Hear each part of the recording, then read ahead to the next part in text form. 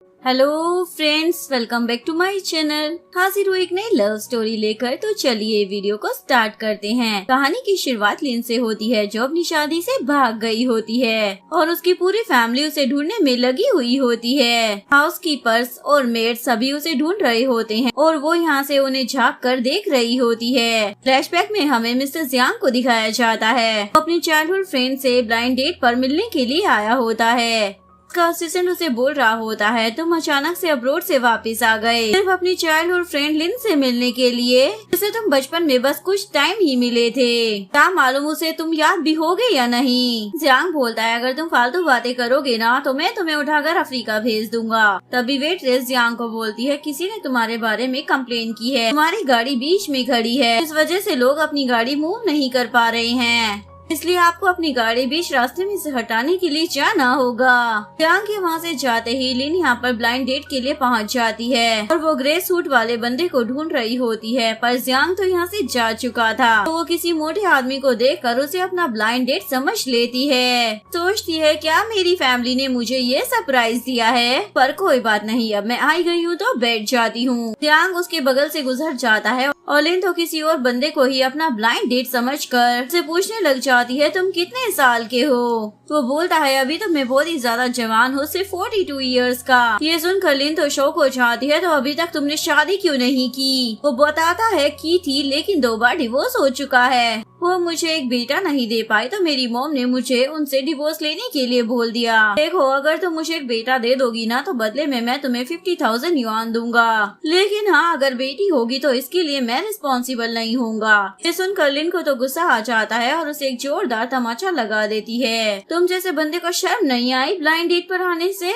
अब मुझे समझ में आया कि लोग आजकल ब्लाइंड डेट पर आने से क्यों डरते हैं, क्योंकि तुम जैसे कमीने होते हैं। इसके बाद वो अपना जूता दिखाकर उसे वहाँ से डराकर भगा देती है। इसके बाद लिन अपने पर्स में से अपने चाइल्डहुड फ्रेंड का फोटो देखते हुए उसे याद करने लग जाती है। उसने मुझे कहा था कि वो मुझसे मिलने के लिए आएगा, पर कभी नहीं आया। प्रेजेंट में लिन तो अपनी शादी से भाग रही होती है। उस मोटे बंदे से शादी करने से अच्छा है कि मैं अपनी शादी से ही भाग जाऊँ। फिर सामने जियांग खड़ा होता है, लेकिन लिन उसे अपना दोस्त समझकर उसे पीछे से मारने लग जाती है। बोलती है, तुम इतना ज्यादा लेट क्यों आए हो। जियांग बोलता, मोहतरमा जरा अपना हाथ हटाओगी।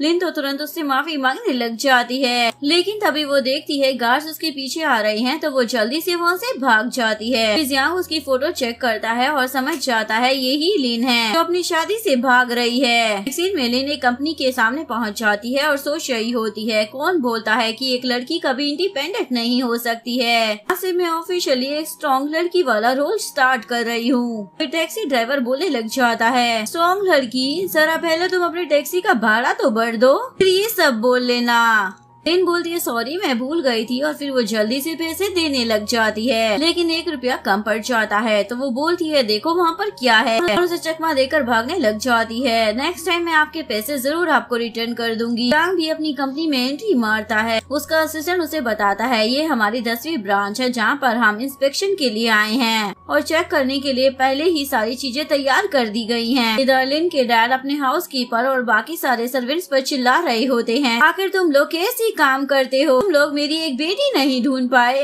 हाउसकीपर बोलता है, बॉस आप तो जानते ही हो ना यंग लेडी कैसी हैं।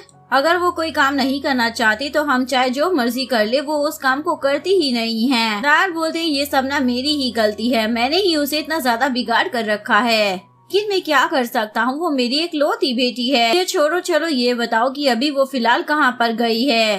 हाउसकीपर बताता है, वो तो जियांग ग्रुप कंपनी में इंटरव्यू देने के लिए गई है। डैड बोलते, कोई बात नहीं, वैसे भी जियांग की फैमिली और हमारी फैमिली आपस में दोस्त हैं, वहाँ पर मेरी बेटी भी ज्यादा सफर नहीं करेगी, और अब ये जिम्मेदारी तुम्हारी है कि मेरी बेटी को कोई तकलीफ नहीं होनी चाहिए। इधर लिन भागते हुए जा रही होती है, तभी वो एक लड़की से टकरा जाती है जो कि उसकी कॉलेज क्लासमेट होती है। वो उसे देखते ही पूछने लग जाती है, तुम यहाँ पर क्या कर रही हो, तुम तो हमारे क्लास की टॉप स्टूडेंट थी ना, तो तुम यहाँ पर इंटरव्यू देने के लिए कैसे आ गई। लिन सोचती है, मैं इसे कैसे बताऊं, कि मैं अपनी शादी से बचने के लिए यहाँ पर आई हूँ। वो जल्दी से बहाना बना देती है, मैं लेट हो रही हूँ इसलिए मुझे जाना होगा। ये बोलकर वो वहाँ से चली जाती है, लेकिन गलती से उसका ब्रेसलेट वहीं पर गिर जाता है। लेकिन रुआन उस ब्रेसलेट को उठाकर सोचती है आखिर ये किसका होगा, दिखने में तो बहुत ही अच्छा है। सुपरवाइजर सभी एम्प्लॉयज को इस बारे में बता रहा होता है। आज से हमारी कंपनी में लिन फैमिली की एड्रेस लेडी काम करने वाली है। तभी लिन और रुआन दोनों ही अलग अलग लिफ्ट से यहाँ पर एंट्री मारते हैं, लेकिन सुपरवाइजर तो रुआन को ही लिन समझ लेता है और मिस लिन कहते हुए उसका वेलकम करने लग जाता है। रुआन नोटिस करती है उसने ये महंगे वाला ब्रेसलेट पहना हुआ है, की वजह से ही वो उसे मिस लिन समझ रहा है। तो वो भी एक रिच फैमिली की डॉटर होने का प्रिटेंड करने लग जाती है और बोलती है हाँ मैं ही मिस लिन हूँ। वैसे तो मैं अपनी आइडेंटिटी छुपाने वाली थी, लेकिन अब जब सबने मुझे पहचान ही लिया है तो मैं बता ही देती हूँ। ये सब सुनकर लिन सोच रही होती है अरे मेरे डैड की तो कोई नाजायज बेटी भी नहीं है, आखिर ये मेरी फैमिली का हिस्सा बनने की कोशिश क्यों कर रही है। तभी सुपरवाइजर रुआन को बोलने लग जाता है आपने ये जो ब्रेसलेट पहना है ना,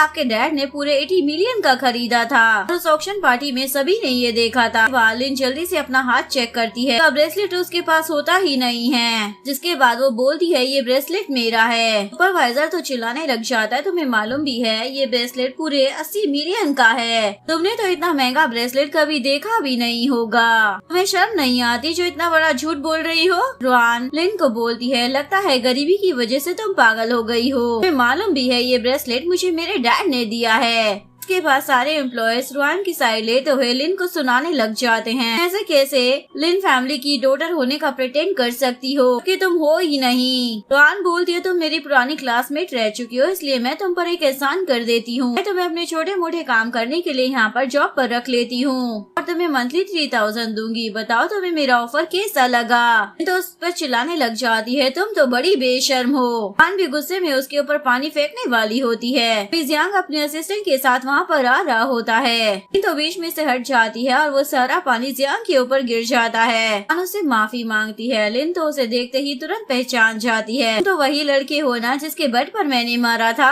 असिस्टेंट बोलता है ये हमारे बॉस है, तुम ये कैसी बातें कर रही हो। लिन तो शौक हो जाती है क्या तुम इस कंपनी के बॉस हो, और सोचने लग जाती है अब तो ये बंदा पक्का मुझे जॉब से फायर कर देगा। लेकिन जियांग को पता था यही उसकी चाइल्डहुड फ्रेंड लिन है और सोचने लग जाता है लगता है इसने मुझे पहचाना नहीं है। सुपरवाइजर जियांग को बोलता है आपको ये लड़की बिल्कुल भी पसंद नहीं आई होगी ना, मैं अभी की अभी से यहाँ से दफा कर देता हूँ। लेकिन जियांग लिन का रिज्यूम मांग कर देखता है और बोलता है मैं इसे हायर कर रहा हूँ। ये सुनकर रुआन बोलने लग जाती है बॉस आप इस लड़की को कैसे हायर कर सकते हो, के पास ना ही कोई वर्क एक्सपीरियंस है और ना ही इसे कोई काम आता है। लिन बोलती है हाँ ये बात तो सच है कि मुझे कोई वर्क का एक्सपीरियंस ही नहीं है, लेकिन तभी जियांग उसे हायर कर लेता है, कम से कम तुम इंटर्नशिप तो कर ही सकती हो ना। ये बोलकर वो चला जाता है और लिन तो बहुत ही ज्यादा खुश हो जाती है। रुआन को तो लिन पर गुस्सा आ रहा होता है, ये लड़की अभी यहाँ आई है और इसने बॉस को सेड्यूस कर जॉब भी हासिल कर ली। इधर असिस्टेंट जियांग को बोल रहा होता है बॉस वो लड़की तो खास भी नहीं थी, उसे कुछ ज्यादा आता भी नहीं है और ना ही ब्यूटीफुल है, आपने उसे इतनी आसानी से जॉब पर क्यों रख लिया। जियांग उससे पूछता है उस लड़की का नाम क्या है, जिसके बाद असिस्टेंट उसे नाम बताता है। जियांग उसे बोलता है तुम्हें याद है मेरी ब्लाइंड डेट का नाम क्या है। असिस्टेंट समझ जाता है और बोलता है यानी कि वही मिस लिन है कि चाइल्डहुड फ्रेंड जिससे आप मिलना चाहते थे। बॉस लेकिन आप मुझसे तो गुस्सा नहीं हो गए ना, कहीं आप मुझे जॉब से तो नहीं निकाल दोगे। वे जियांग शौक होकर बोलने लग जाता है आखिर मुझे कंपनी के ग्रुप में से किसने निकाल दिया। दूसरी तरफ देखते हैं कि उसे निकालने वाली और कोई नहीं बल्कि लिन ही होती है। एक्चुअली में उसे काम दिया गया था कि कंपनी के चैट ग्रुप में से उसे फालतू लोगों को निकालना है, इनका कोई नाम ना हो, तो उसमें से इसने जियांग को भी निकाल दिया होता है। जियांग की चिल्लाने की आवाज आती है, इसे कंपनी के ग्रुप में से किसने निकाला है। तभी लिन ऑफिस में आकर जियांग से माफी मांगने लग जाती है, बॉस मुझसे गलती हो गई। जियांग भी उसे तुरंत माफ कर देता है, ठीक है अगली बार ऐसा मत करना, और उसे वहाँ से भेज देता है। असिस्टेंट जियांग को बोलता है बॉस मिस लिन ने तो आपको पहचाना ही नहीं, तो आप उन्हें डायरेक्टली बता क्यों नहीं देते हो। उसके बाद जियांग एक रिंग निकाल कर अपना और लिन का बचपन याद करने लग जाता है। लिन ने बचपन में उसे कुछ लड़कों से बचाया होता है जो कि जियांग को बुली कर रहे होते हैं। चुप हो जाओ, तुम्हें रोने की जरूरत नहीं है, मैं हूँ ना तुम्हारी हेल्प करने के लिए। इसके बाद दोनों बहुत ही अच्छे दोस्त बन जाते हैं। दोनों मिलकर डिसाइड करते हैं कि बड़े होने के बाद ये दोनों एक दूसरे से ही शादी करेंगे। उस वक्त लिन ने यही रिंग जियांग को दी होती है ताकि वो अपना वादा याद रखे।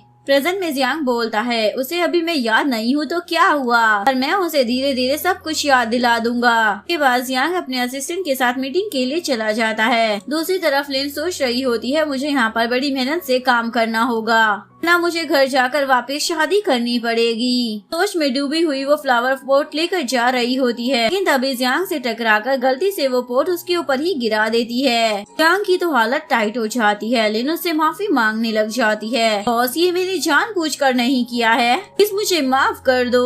जियांग बोलता है कोई बात नहीं, लेकिन बेचारा फिर दर्द में चुपचाप वहाँ से चला जाता है। मीटिंग के बाद जियांग का असिस्टेंट उसे बोलता है, बॉस अब तो आपको रेस्ट कर लेना चाहिए। जियांग की नजर लिन पर जाती है, जो प्लांट्स को पानी दे रही होती है और बोल रही होती है, पता नहीं मिस्टर जियांग की चोट ठीक हुई भी होगी या नहीं। सुनकर जियांग तो खुश हो जाता है, लगता है इसे मेरी बहुत ज्यादा फिक्र हो रही है। लेकिन जैसे ही लिन पीछे मुड़ती है तो फिर से वो जियांग से टकरा जाती है और उसके ऊपर गिरने ही वाली होती है, लेकिन गलती से उस बेचारे की पैंट ही निकाल देती है। तभी एम्प्लॉय जियांग के रंग बिरंगे शॉट को देखने लग जाते हैं। जियांग बेचारा अपनी पैंट जल्दी से ऊपर कर देता है और रुआन तो उस पर चिल्लाने लग जाती है, तुम कितनी ज्यादा बेशर्म हो। लिन बोलती है, मैंने जानबूझकर थोड़ी किया है। लेकिन रुआन तो उसे सबक सिखाने के लिए चाटा लगाने वाली होती है, लेकिन जियांग उसका हाथ पकड़कर रोक लेता है। जब मैंने इसे कुछ नहीं बोला था, तुम होती कौन हो? और वो उस पर चिल्लाकर उसे वहाँ से जाने के लिए बोलता है। वो लिन को बोलता है, अब से तुम्हें ये फिजिकल वर्क करने की कोई जरूरत नहीं है, तुम जाकर प्रिंटिंग का काम संभालो। लिन वहाँ से चली जाती है। असिस्टेंट बोलता है, बॉस क्या आपको पूरा यकीन है लिन अकेले ही सारे डॉक्यूमेंट्स को प्रिंट कर पाएंगी? जियांग बोलता है, आखिर अब प्रिंटिंग में क्या प्रॉब्लम आएगी? असिस्टेंट बोलता है, बॉस क्या आप सच में श्योर हो? दूसरी तरफ लिन यहाँ पर प्रिंटिंग करने के लिए आई होती है और सोच रही होती है, आखिर इस मशीन को इस्तेमाल कैसे किया जाता है। वो सोचती है इस मशीन से प्रिंटिंग कैसे करते हैं। तभी वो मशीन को स्टार्ट कर लेती है और गलती से 5000 पेपर को प्रिंट्स पर लगा देती है। इसके बाद वो शॉक हो जाती है। इसके बाद बहुत सारे पेपर उड़ रहे होते हैं, इवन प्रिंटिंग मशीन में से धुआं भी निकल रहा होता है। तभी जियांग वहाँ पहुंचकर ये देखकर डर जाता है और लिन को जल्दी से बचाने के लिए आता है। असिस्टेंट वहाँ पर पहुंचकर बताता है, बॉस वो प्रिंटिंग मशीन तो फूक चुकी है। बोलता है, बॉस वैसे आपने मिस लिन को ऐसे हक क्यों कर रखा है? जिसके बाद लिन और जियांग जल्दी से एक दूसरे से दूर हो जाते हैं। इसके बाद जियांग लिन को बोलता है, अब से तुम डिजाइनिंग प्लान के ऊपर काम करना, दोबारा तुम्हें फ्यूचर में प्रिंटर यूज करने की कोई जरूरत नहीं है। लिन पूछती है, तो अब से मैं क्या करूंगी? जियांग बोलता है, जो करना है वो करना। ये बोलकर जियांग तो वहाँ से चला जाता है। नेक्स्ट डे ऑफिस के सारे एम्प्लॉयज लिन के बारे में बात कर रहे होते हैं। आखिर ये लड़की है क्या? इसे तो कोई भी काम ठीक से करना ही नहीं आता है, लेकिन उसके बावजूद बॉस इसे निकालना तो छोड़ो, पनिश तक नहीं करते हैं। नहीं इसका कोई तगड़े वाला बैकग्राउंड तो नहीं है? पानी ये सुनकर बोलती है, आखिर इस लड़की का क्या ही बैकग्राउंड हो सकता है? मुझे इसका असली रंग ना सभी को दिखाना ही होगा। क्या तुम लोगों के पास ऐसा कोई कस्टमर है जो कि परवर्ट हो? वो लोग बोलती हैं, हम समझ गए हैं कि हमें क्या करना है। इसके बाद लिन बेचारी बिना काम के बोर हो रही होती है। ये एम्प्लॉय लिन के पास जाकर उसे ये काम दे देती है, हमें एक पार्टी में जाना है और वहाँ पर कुछ काम करना है। अगर तुमने वो काम पूरा कर लिया ना तो तुम्हें उसके बाद रेगुलर एम्प्लॉय बना दिया जाएगा। उसके बाद वो खुश हो जाती है, पर वो एम्प्लॉय तो लिन को लेकर एक बार में आ जाती है और उसने जो लिन को कपड़े पहना रखे होते हैं वो तो उसे बिल्कुल भी पसंद नहीं आ रहे होते। पूछती है कि सच में मुझे इन्हीं कपड़ों में क्लाइंट से मिलना होगा, लेकिन वो लिन को जल्दी से अंदर लेकर आ जाती है और उसे मिस्टर वोंग से मिलवाती है और बताती है ये हमारी कंपनी की ना नई एम्प्लॉय है। जिसके बाद वो लिन को वहीं पर छोड़कर जल्दी से बाहर आकर दरवाजा बंद कर लेती है। लिन तो चिल्लाती रह जाती है, प्लीज जल्दी से दरवाजा खोलो। मिस्टर वोंग बोलता है, तुम तो यहाँ बिजनेस डील के लिए आई थी ना, तो चलो हम बातें करते हैं। उसी तरफ जियांग कंपनी में लिन के बारे में पूछता है, वो कहाँ पर है?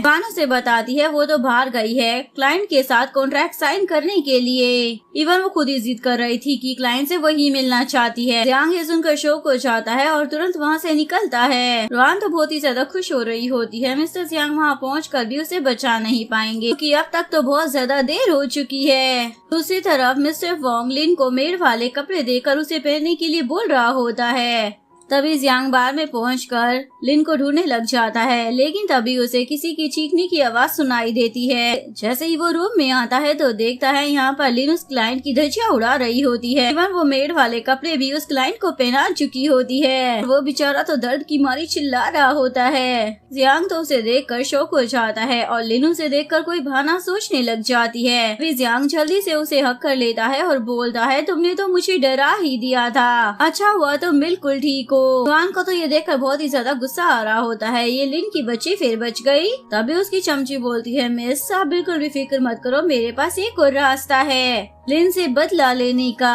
इधर लिन जियांग को खुद से दूर कर रही होती है, लेकिन ये तो फेविकोल की तरह चिपक गया होता है, तो वो उसे दांत से काटने लग जाती है, जिसके बाद जियांग उससे दूर हो जाता है और फिर बहाना बनाता है, मेरी कंपनी की एम्प्लॉय होना तो मेरा तो फर्ज था, तुम्हें यहाँ पर बचाने के लिए आना।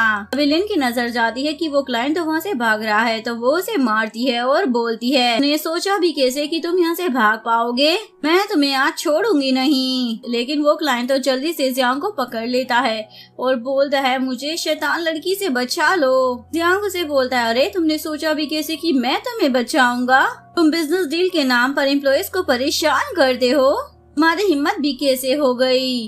वो बोलता है, इसी लड़की ने मुझे सड्यूस किया था, मैंने तो कुछ भी नहीं किया। लेकिन तभी लिन उसका कान खींच लेती है और बोलती है, फैटी अंकल तुमने सोचा भी कैसे कि कोई लड़की तुम्हें सड्यूस करेगी। मिस्टर वोंग की वाइफ वहाँ पर टपक पड़ती है और इसे यहाँ पर रुआन ने बुलाया होता है। हाँ तो बहुत ही ज्यादा खुश हो रही होती है, अब ये औरत ना लिन के छत्ते उड़ा देगी। जिसके बाद मिस्टर वोंग की वाइफ लिन को चाटा मारने वाली होती है। अभी बीच में जियांग आ जाता है, लेकिन वो लेडी उसे नहीं बल्कि अपने हस्बैंड को चाटा लगाती है। अपनी उम्र देखो, तुम बुढ़े हो चुके हो, एक जवान लड़की के पीछे पड़े हो। उसके बाद वो लेडी तो अपने पति को मारने के पीछे पड़ जाती है और वो बेचारा इधर उधर भाग रहा होता है। इस चक्कर में रुआन और उस एम्प्लॉय को भी थोड़े बहुत जूते पड़ जाते हैं। नेक्स्ट सुपरवाइजर रुआन और उस एम्प्लॉय की साइड लेते हुए लिन को बोल रहा होता है, मैं इन लोगों से माफी मांगनी होगी। लिन बोलती है, जब मेरी कोई गलती ही नहीं है तो भला मैं इन लोगों से माफी क्यों मांगू। सुपरवाइजर बोलता है, वो लड़की ना रिच फैमिली से बिलोंग करती है और तुम तो एक मामूली सी इंटर्न हो, तुम इनके कंपैरिजन में ना कुछ भी नहीं हो, इसलिए तुम्हें ही माफी मांगनी पड़ेगी। दूसरी तरफ लिन के डैड के असिस्टेंट को जैसे ही इस बारे में पता चलता है लिन यहाँ पर मुसीबत में पड़ गई है, तो सभी गार्ड्स को डांटने लग जाता है, तुम लोगों ने ये बात मुझे इतनी ज्यादा लेट क्यों बताई। के बाद वो तुरंत ही यहाँ से निकलता है। इधर रुआन लिन को बोल रही होती है, अब तुम्हें पता चला तुम्हारे और मेरे बीच में कितना बड़ा गैप है। लिन बोलती है, अच्छा तुम्हें याद दिलाऊं क्या, कल तुम्हें उस लेडी से कैसे जूते पड़े थे। रुआन को तो गुस्सा आ जाता है, तुम मेरी बेइज्जती कैसे कर सकती हो। वो लिन को मारने के लिए आती है, लेकिन लिन तो उसे धक्का मार देती है। सुपरवाइजर लिन पर चिल्लाने लग जाता है, तुम इतनी अमीर खानदान की लड़की के साथ ऐसा कैसे कर सकती हो, मैं तुम्हें अभी जॉब से निकाल रहा हूँ। एक स्टाफ मेंबर आकर बताती है, लिन फैमिली के लोग आए हैं। सुनकर लिन और रुआन दोनों ही शॉक हो जाते हैं। लिन तो चुपचाप वहाँ से भागने लगती है, लेकिन ये एम्प्लॉय जल्दी से उसे पकड़कर रोक लेती है। अब तुम यहाँ से भाग कैसे सकती हो, तुम्हें तो मिस लिन की आइडेंटिटी लेने का शौक है ना, तो अब तुम यहीं पर रहोगी। और सोच रही होती है, अगर मैंने आज इस लड़की को अच्छे से सबक सिखा दिया तो मिस लिन तो मुझे प्रमोट कर देगी। लिन बोलती है, अच्छा तो मैं कहीं नहीं जा रही हूँ। वो बोलती है, अच्छा तुम तुरंत अभी मिस लिन से माफी मांगो, वो भी नील डाउन होकर, जो भी तुमने गलती की है। लिन चिल्लाने लग जाती है, तुम्हारी हिम्मत कैसे हो गई ऐसा बोलने की, मेरे डैड भी आज तक मुझसे ऐसे बात नहीं की हैं और ना ही कभी मुझे नील डाउन करवाया है। आखिर ये लड़की अपने आप को समझती क्या है तो मैं इसके सामने नील डाउन होंगी। रुआन बोलती है, तुम अपने डैड का कंपैरिजन मुझसे कैसे कर सकती हो, क्या तुम्हें मालूम भी है मेरे डैड लिन ग्रुप कंपनी के ओनर हैं, तुम्हारे और मेरे बीच में तो कोई कंपैरिजन ही नहीं बनता। इवन सुपरवाइजर भी लिन को ही माफी मांगने के लिए बोल रहा होता है। अभी वहाँ पर लिन के डैड का असिस्टेंट अपने गार्ड्स को लेकर पहुँच जाता है। के बाद सारे एम्प्लॉयज और सुपरवाइजर उसे मस्का लगाने लग जाते हैं, बताते हैं, हम लोगों ने आपकी यंग लेडी का ना बहुत ही अच्छे से ख्याल रखा है। असिस्टेंट शौक होकर बोलने लग जाता है, क्या तुम इस लड़की को हमारी यंग लेडी बोल रहे हो। सुपरवाइजर बोलता है, यही तो आपकी यंग लेडी है ना मिस लिन, देखो इनके पास वो ब्रेसलेट भी है, चेयरमैन ने इनके लिए खरीदा था। असिस्टेंट बोलता है मैंने यंग लेडी को बचपन से बड़ा होते हुए देखा है, तो क्या मैं उनका चेहरा नहीं पहचानूंगा।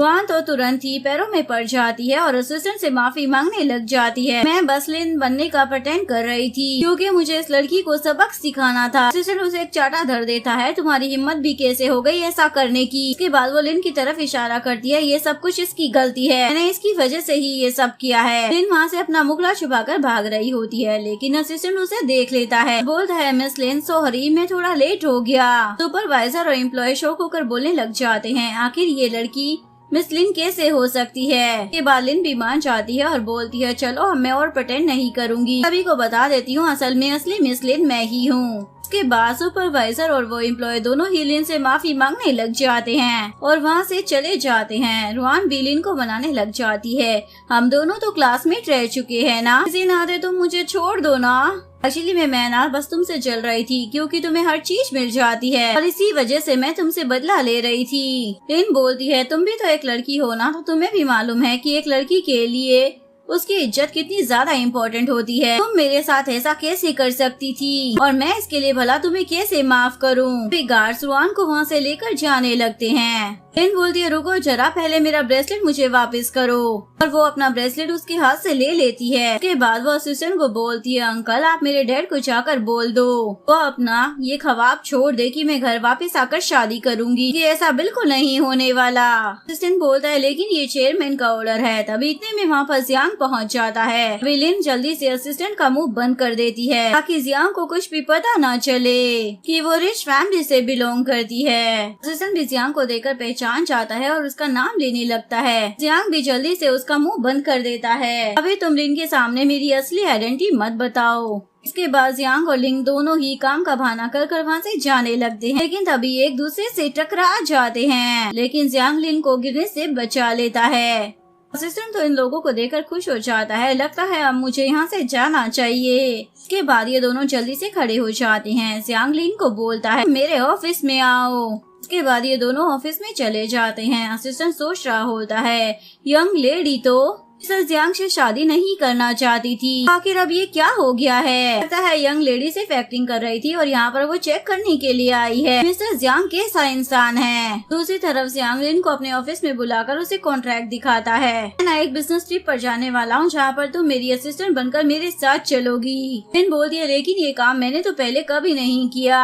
जियांग बोलता है लेकिन अब मुझे यकीन है कि तुम ये काम अच्छे से कर लोगी। नेक्स्ट से दोनों ही बिजनेस ट्रिप पर जाने के लिए लगेज लेकर बाहर आते हैं। जियांग उसे बोलता है हम बिजनेस ट्रिप पर जा रहे हैं और तुमने ये कार तैयार की है। एक्चुअली मेरी ने 2 अलग अलग बाइक हायर की होती है। लिन बोलती है बॉस एयरपोर्ट ना यहाँ पर पास में ही है और वैसे भी मेरे पास जितने पैसे थे ना उतने में मैं यही हायर कर सकती थी। इसके बाद दोनों बाइक वाले बंदे बोलते हैं जल्दी करो वरना हम लोग यहाँ से चले जाएंगे, हमारे पास ज्यादा टाइम नहीं है वेस्ट करने के लिए। इसके बाद जियांग को ना चाहते हुए भी बाइक पर बैठना पड़ता है और दोनों ही अपनी लोकेशन पर पहुँच जाते हैं। लिन तो उन अंकल को बाय बोल रही होती है, लेकिन जियांग की हालत तो एकदम खराब हो चुकी होती है। लिन उससे पूछती है बॉस आपको कैसा लगा। देखो जरा हम लोग आधा घंटा पहले ही पहुँच गए। जियांग बोलता है कोई बात नहीं जैसा भी हो मैं खुश हूँ। तभी वहाँ पर लिन की फ्रेंड आ जाती है और उसका मजाक उड़ा रही होती है, क्या तुम कचरा बिनने के लिए गई थी जो तुम्हारे बालों की ये हालत हो गई है।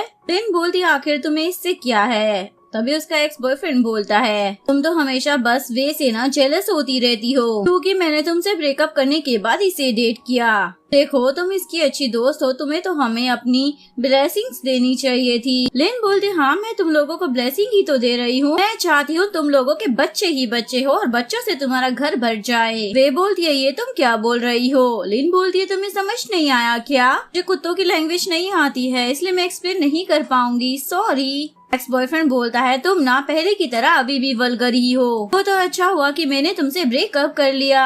लिन चिल्लाने लग जाती है तुमने ये बोला भी कैसे, मैं तुम्हें डेट ही कब किया था जो तुम मुझसे ब्रेकअप करोगे। वे बोलती है तुम्हें ना सिर्फ बातों से ही शो ऑफ करना आता है, तुम्हारे अंदर इतने ज्यादा गट्स है ना तो हमें अपने बॉयफ्रेंड से मिलवाओ। अभी जियांग वहाँ पर आ रहा होता है। लिन उसे देखकर बोलती है तुम लोगों को किसने कहा कि मेरे पास कोई पार्टनर नहीं है। जल्दी से वो जियांग को पकड़कर बताती है ये मेरा पति है। जियांग भी लिन के साथ मिलकर एक्टिंग करने लग जाता है और उससे पूछता है वाइफ आखिर ये दोनों नमूने कौन हैं? लिन बोलती है ये दोनों गली की आवारा कुत्ता है, इन्हें बात करना भी नहीं आता। बोलती है तुम मेरे गहरे किसी भी बंदे को अपना हस्बैंड कैसे बता सकती हो? लिन उन लोगों को प्रूफ करने के लिए जियांग को किस कर देती है। बेचारा जियांग तो शौक ही हो जाता है। इधर इन दोनों को इस बात पर यकीन करना ही पड़ता है कि ये उसका पति है। वे जल्दी से जियांग की फाइल ले लेती है। अच्छा तो तुम लोगों ने भी आज के प्रोजेक्ट मीटिंग में पार्टिसिपेट किया है, लेकिन तुम लोगों की रबिश कंपनी कभी भी इस प्रोजेक्ट में नहीं जीतने वाली, क्योंकि मैं अपने अंकल के कनेक्शन की वजह से इस प्रोजेक्ट मीटिंग में जीतने वाली हूँ। जियांग को बोलती है अगर तुम हमारे साथ आ जाओगे तो मैं तुम्हें चांस दे सकती हूँ, लेकिन जियांग उसे दूर हटा देता है। तुम तो मुझे डिजर्व नहीं करती हो।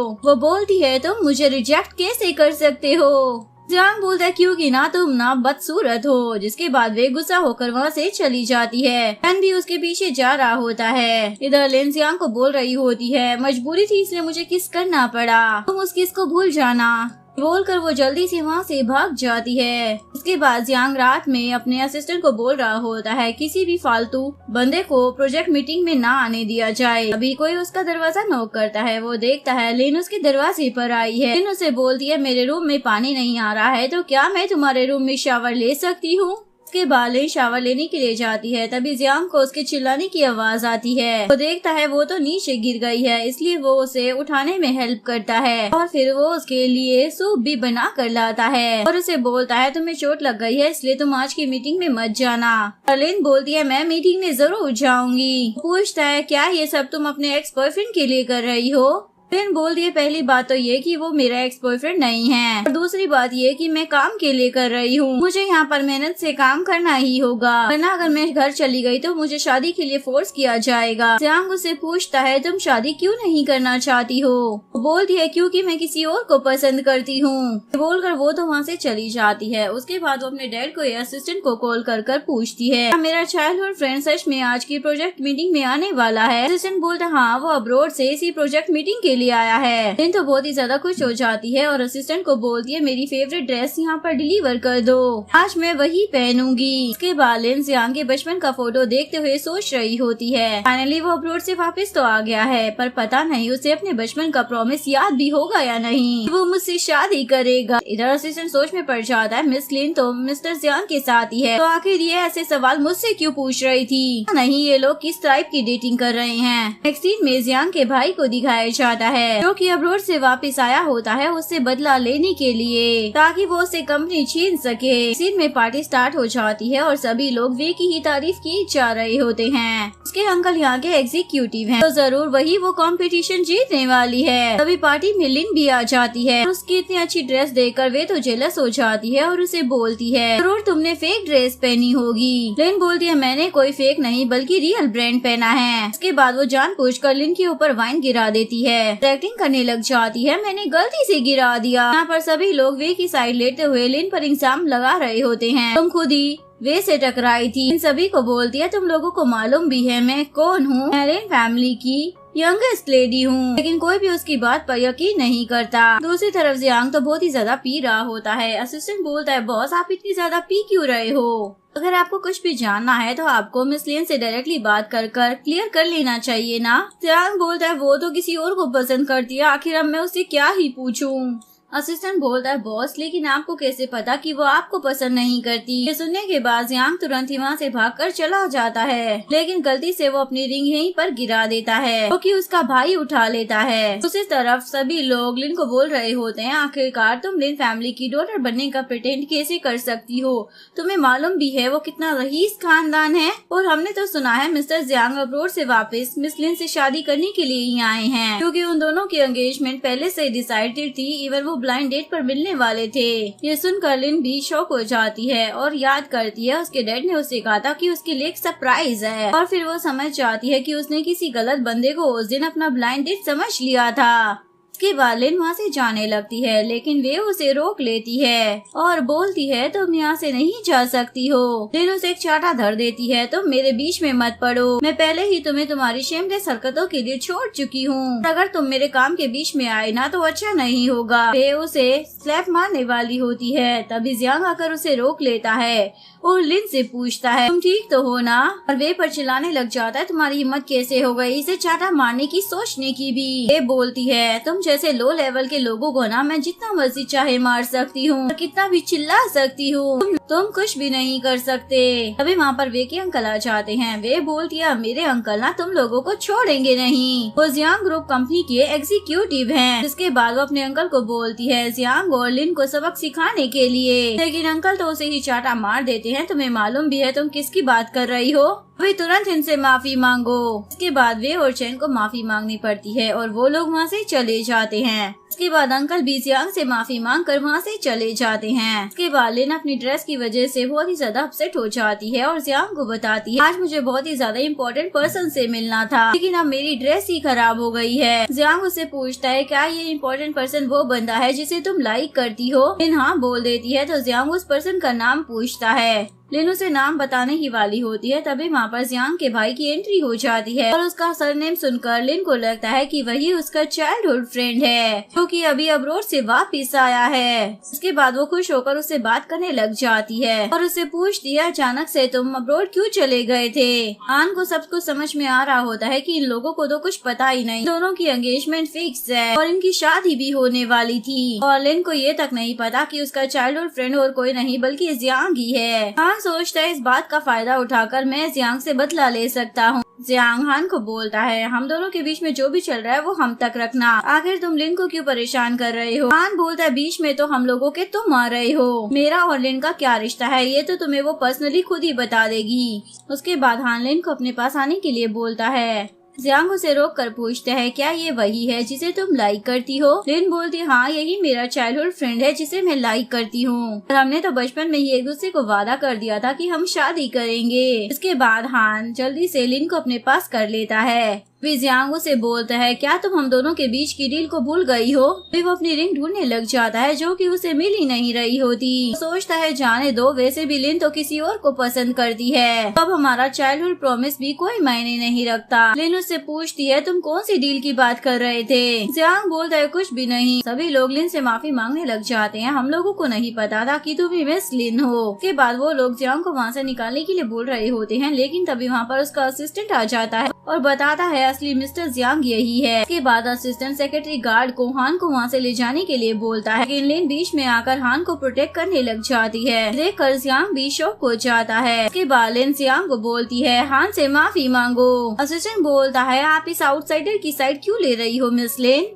लिन बोलती है ये कोई आउटसाइडर नहीं है, ये मेरा चाइल्डहुड फ्रेंड है। ये सुनकर असिस्टेंट तो शॉक हो जाता है और सोच में पड़ जाता है, मिस्टर जियांग ने तो मुझे बताया था उनकी चाइल्डहुड फ्रेंड लिन है, तो आखिर ये सब चल क्या रहा है, क्या इन दोनों के बीच में झगड़ा हो गया है। लेकिन लिन तो जियांग को दोबारा बोलने लग जाती है चलो जल्दी से हान से माफी मांगो। लेकिन जियांग बोलता है ये मेरी माफी डिजर्व ही नहीं करता है। ये बोलकर वो चला जाता है। इसके बाद लिन जियांग की जगह हान से माफी मांगती है। हान पूछता है तुम्हारे और उसके बीच में क्या रिलेशन है। लिन बताती है वो मेरा बॉस है। नेक्स्ट सीन में लिन के डैड का असिस्टेंट उन्हें बता रहा होता है मिस लिन और जियांग के बीच में ना सब कुछ सही चल रहा है, उन्होंने तो उससे शादी करने का भी सोच लिया है। जैसे ही लिन वहाँ पर पहुँचती है तो उसके डैड उससे इस बारे में पूछने लग जाते हैं, क्या तुम अपने चाइल्डहुड फ्रेंड जियांग से मिली थी, क्या तुमने उससे शादी करने का प्रॉमिस किया है। वो बोलती है डैड क्या आपको सब पहले से ही पता है। ये बोलकर वो चली जाती है। डैड को लगता है जरूर उन दोनों के बीच में झगड़ा हो गया है, इसलिए वो जियांग को कॉल कर बोलते हैं आज जो भी हुआ है ना तुम उस बात को दिल पर मत लेना। जियांग सोचता है लगता है लिन के डैड को पता लग गया है कि लिन उसे नहीं बल्कि उसके भाई को पसंद करती है। लिन के डैड बोलते हैं कल मैं लिन को तुमसे मिलने के लिए भेजूंगा और तुम उसे मना लेना। ऐसा बोलकर वो फोन कट कर देते हैं। जियांग को तो समझ ही नहीं आ रहा होता आखिरकार लिन के डैड चाहते क्या हैं।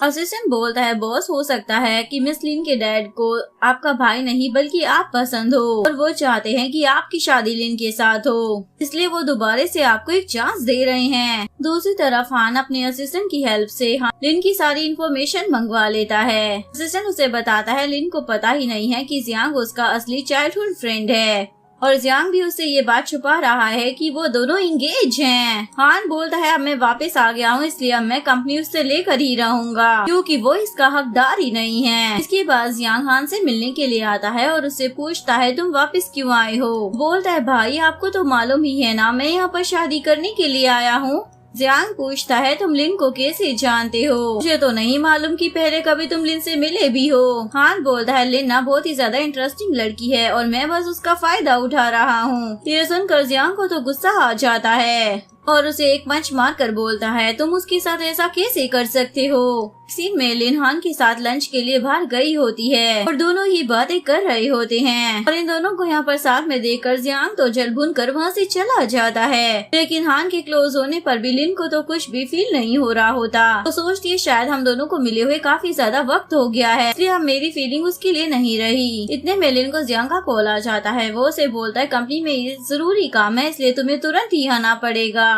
इसके बाद जियांग अपने ऑफिस में आकर एम्प्लॉइज पर चिल्ला रहा होता है तुम लोगों का प्लान मुझे बिल्कुल भी पसंद नहीं आया, इसलिए दोबारा नया प्लान बनाओ। तभी लिन आकर पूछने लग जाती है आखिर प्लान में गड़बड़ क्या है। जियांग उससे पूछता है तुम कहाँ पर गई थी। वो बताती है मैं अपने फ्रेंड के साथ लंच पर गई थी। ऑफिस की छुट्टी होने के बाद वो देखता है हाँ लिन को लेने के लिए आया है। मैडम भी खुशी खुशी उसके साथ जा रही है। ये देखकर तो वो और भी ज्यादा जल जाता है। इसके बाद कंपनी में कुछ प्रॉब्लम हो जाती है जिस वजह से सभी शेयर होल्डर मीटिंग रखते हैं, लेकिन लिन किसी मुसीबत में फंस जाती है, इसलिए जियांग उसे बचाने के लिए चला जाता है और वो मीटिंग में नहीं आ पाता। ये सब हान की प्लानिंग होती है ताकि वो उससे कंपनी ले सके। मीटिंग के बाद वो लिन से मिलने के लिए जाता है और ऐसे प्रिटेंड करता है जैसे कि उसी ने उसकी जान बचाई है। अब हान भी लिन को पसंद करने लग गया था। वो अपने असिस्टेंट से आइडिया लेता है ताकि वो लिन को खुद को लाइक करवा सके। इसके बाद वो कुछ गुंडे हायर कर लिन को किडनैप कराता है और उसे बचाने की एक्टिंग करता है, लेकिन असल में ये गुंडे तो उसके ही खिलाफ हो जाते हैं और उससे पैसे लेने के लिए ये लोग जियांग को कॉल करते हैं और उसे बोलते हैं तुम्हारा भाई हम लोगों के पास है, पैसे दो तभी हम इन लोगों को छोड़ेंगे। गुंडों के वहाँ से जाने के बाद हान और लिन वहाँ से कैसे भी कर भागने की कोशिश करते हैं। तभी लिन को बचाने के लिए हान उसके लिए चोट भी खा लेता है। जब तक जियांग उन लोगों को बचाने के लिए पहुंचता है तो देखता है हान को तो बहुत ही ज्यादा चोट लग गई है। इसके बाद जियांग भी समझ जाता है कि ये सच में लिन को पसंद करने लगा है, अभी तो उसने इसके लिए इतनी ज्यादा मार खाई है। इसके बाद हान को हॉस्पिटल में होश आता है। वो देखता है लिन उसका ख्याल रखने के लिए उसके बगल में ही सो गई है। इसके बाद हान अपने असिस्टेंट से इस बारे में डिस्कस कर रहा होता है। मैं लिन को कभी भी पता नहीं लगने दूंगा कि मैं उसका चाइल्डहुड फ्रेंड नहीं हूँ। तभी लिन जल्दी से उसके पास आती है और बोलती है तुम्हारी चोट अभी ठीक नहीं हुई है, तुम वापस रेस्ट करो। इसके बाद लिन और हान यहाँ पर बातें कर रहे होते हैं। तभी जियांग इन लोगों को देखकर फिर से जेलस होकर चला जाता है। लिन को पता चलता है कि अभी जियांग यहाँ से गया तो वो जल्दी से उसके पीछे जाती है। इसके बाद जियांग एक एग्रीमेंट बनाता है जिसमें वो लिन को अपने सारे शेयर्स दे रहा होता है और अपने असिस्टेंट को बोलता है उसे बोल देना ये उसका और हान का वेडिंग का तोहफा है। दूसरी तरफ लिन तो जियांग के बारे में सोच रही होती है आखिर मैं किसे लाइक करती हूँ। मेरे चाइल्डहुड फ्रेंड से तो मैंने बचपन में प्रॉमिस किया था, लेकिन अब मुझे लग रहा है कि मैं अपने बॉस को लाइक करने लगी हूँ। तभी इतने में यहाँ पर असिस्टेंट आ जाता है और उसे जियांग वाला शेयर एग्रीमेंट दे देता है। वो पूछती है उसने मुझे ये क्यों दिया है। असिस्टेंट बोलता है ये तो मुझे नहीं मालूम है। तभी ये जियांग की बचपन की फोटो देख लेता है। पूछता है ये मेरे बॉस के साथ लड़की कौन है। तो शौक हो जाती है क्या कहा, ये कौन है। वो बताता है ये मिस्टर जियांग है। इसके बाद लिन को समझ आ जाता है कि उसे गलतफहमी हो गई थी। उसका चाइल्डहुड फ्रेंड और कोई नहीं बल्कि जियांग ही है, यानी कि उसका बॉस। जिसके बाद वो समझ जाती है पहले भी मैं उसे ही पसंद करती थी और अभी भी उसे ही पसंद करती हूँ। के बाद लिन हान के पास जाती है सच पता करने के लिए और उसे फोटो दिखाती है, लेकिन वो तो फोटो देखकर पहचान ही नहीं पाता ये कौन है। लिन उस पर चिल्लाने लग जाती है तुम अपने खुद की फोटो नहीं पहचान पा रहे हो क्योंकि तुम जियांग हो ही नहीं, बस प्रिटेंड कर रहे हो। तभी इतने में हान का असिस्टेंट उसे बेहोश कर देता है। हान बोलता है मैंने तुमसे ये बात कितनी छुपाने की कोशिश की लेकिन फिर भी तुम्हें पता लग ही गई। इसके बाद लिन को जब होश आता है तो हान उसे रूम से बाहर ही नहीं जाने देता। मैं तुम्हें ना बहुत ही ज्यादा पसंद करने लगा हूँ, तो भी तुम उसे ही लाइक क्यों करती हो। तभी असिस्टेंट आकर हान को बताता है हम लोगों को 51% शेयर्स मिल गए हैं जो कि जियांग ने लिन के नाम कर दिए हैं, लेकिन अब ये हान के नाम हो चुके हैं। हान को कंपनी मिल गई थी इसलिए वो खुश होकर वहाँ से जा रहा होता है। लिन बोलती है अच्छा तो तुमने सिर्फ प्रॉपर्टी के लिए मेरा फायदा उठाया है और तुम मुझसे झूठ बोलते आ रहे थे कि तुम मुझे पसंद करते हो। लेकिन हान इसका कोई जवाब नहीं देता और वहाँ से चला जाता है। इसके बाद वो कंपनी की शेयर होल्डर मीटिंग में आकर बताता है कि वो कंपनी का प्रेसिडेंट बन चुका है। शेयर होल्डर भी उसी की साइड ले रहे होते हैं, लेकिन तभी जियांग आकर बताता है कि सारी मेरी प्लानिंग थी, शेयर अभी भी मेरे ही पास है क्योंकि लिन के पास असली वाले डॉक्यूमेंट है। उसके बाद जियांग उन सारे शेयर होल्डर्स को भी निकाल देता है जो उसके अगेंस्ट थे। हान जियांग को धमकी देता है अगर तुमने मुझसे कंपनी वापस ले ली तो क्या हुआ, अभी भी लिन तो मेरे पास है। अब मैं लिन के साथ जो चाहे वो कर सकता हूँ, तुम मुझसे कभी नहीं मिल पाओगे। तभी लिन वहाँ पर खुद ही आ जाती है और बोलती है तुम्हें शेयर चाहिए ना, ये ले लो ताकि तुम्हारी विश पूरी हो जाए, लेकिन अब तुम मेरा और जियांग का पीछा छोड़ देना, मेरे सामने अपना ये थोपड़ा तो कभी मत लेकर आना। ये सुनकर हान को तो बहुत ही ज्यादा इंसल्ट फील होती है और वो लिन से पूछता है मेरे और जियांग में क्या फर्क है, मैं इससे ज्यादा अच्छा हूँ। लिन बोलती है तुमने मुझे धोखा दिया है, मैं तुम्हें अपना चाइल्डहुड फ्रेंड समझ रही थी पर तुम वो थे ही नहीं। वैसे भी मेरी फीलिंग हमेशा से जियांग के लिए ही थी, अभी भी जियांग के लिए ही है। ये सुनकर हान को तो बहुत ही ज्यादा बुरा लग रहा होता है। तभी लिन जियांग से बोलती है सॉरी, तुमने जो मुझे शेयर्स दिए मैंने किसी और को दे दिए, लेकिन तुम फिक्र मत करो, मैं हूँ ना, मैं पैसे कमाऊंगी तुम्हारे लिए। जियांग तो बहुत ही ज्यादा खुश हो जाता है, अरे वाह मेरी वाइफ मुझे सपोर्ट करने वाली है। दोनों को खुश देखकर हान को तो बहुत ही ज्यादा जेलसी हो रही होती है और वो शेयर एग्रीमेंट ही फाड़ देता है और जियांग को बोलता है बचपन से लेकर आज तक हर चीज तुम्हें ही क्यों मिल जाती है और मैं तुमसे हर चीज क्यों हार जाता हूँ। जियांग बोलता है अगर कोई भी चीज चाहिए होती है तो उसके लिए सिंसियर होना जरूरी होता है, चाहे वो इंसान हो या फिर कोई सामान। उसके बाद जियांग लिन को लेकर बाहर आ जाता है और दोनों ही बहुत ज्यादा खुश हो रहे होते हैं। तभी टैक्सी ड्राइवर लिन को देखकर पहचान लेता है और बोलता है तुमने मुझे पैसे वापस नहीं किए। लिन जल्दी से जियांग के पीछे छुप जाती है और बोलती है प्लीज मेरे बदले में तुम इसे पैसे दे दो। जियांग बोलता है मेरे पास पैसे थोड़ी है। लिन जियांग को ड्राइवर की तरफ धक्का देकर भागने लग जाती है। जियांग भी उसके पीछे भागता हुआ आता है। उसके बाद टैक्सी ड्राइवर इनके पीछे पड़ा होता है और यहीं पर इस कहानी का डी एंड हो जाता है। अगर आपको वीडियो अच्छी लगी हो तो प्लीज वीडियो को लाइक करें, चैनल को सब्सक्राइब करें, न्यू अपडेट्स के लिए बेल आइकन का बटन प्रेस करें। मिलते हैं नेक्स्ट वीडियो के साथ, तब तक के लिए सारांगी, बाय बाय।